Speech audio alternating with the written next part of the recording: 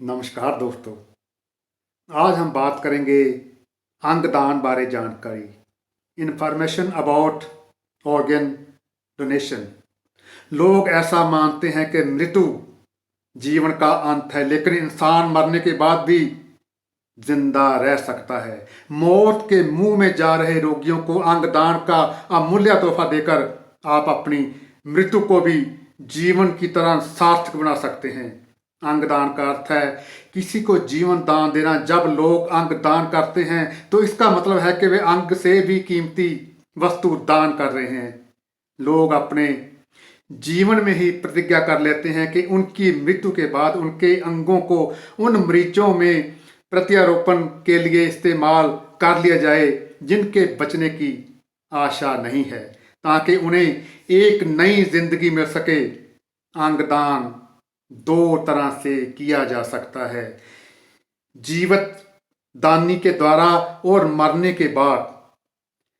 कोई भी व्यक्ति जीते जी अपने परिवार में केवल खून के रिश्तेदारों को अंगदान कर सकता है, जैसे कि भाई बहन, माता पिता और बच्चे। एक जीवित अंगदान करने वाला व्यक्ति कुछ ही अंगदान कर सकता है, जैसे कि एक गुर्दा, पैनिक्रियास का कुछ हिस्सा और लीवर का कुछ हिस्सा। कोई भी व्यक्ति आयु और लिंग के भेदभाव के बिना अंगदान कर सकता है। 18 वर्ष से कम उम्र वालों को अंगदान की प्रतिज्ञा के लिए अपने माता पिता से या कानूनी अनुमति लेना जरूरी है।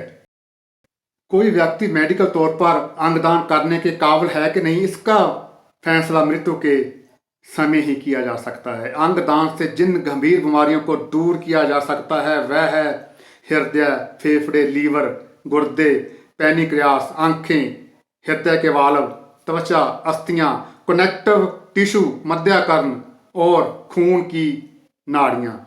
इसलिए एक अंगदानी मरने के बाद गंभीर रूप से बीमार ऐसे अनेक रोगियों को जीवन दे सकता है जिनके बचने की कोई उम्मीद नहीं होती।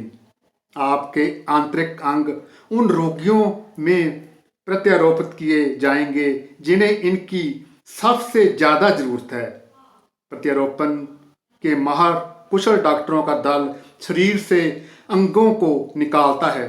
सर्जन बड़ी कुशलता से शरीर की सिलाई कर देते हैं। शरीर किसी सामान्य मुर्दे की तरह ही दिखता है और अंतिम संस्कार में देरी नहीं लगती।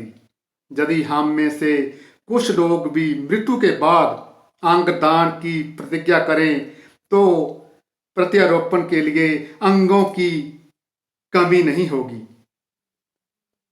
धन्यवाद।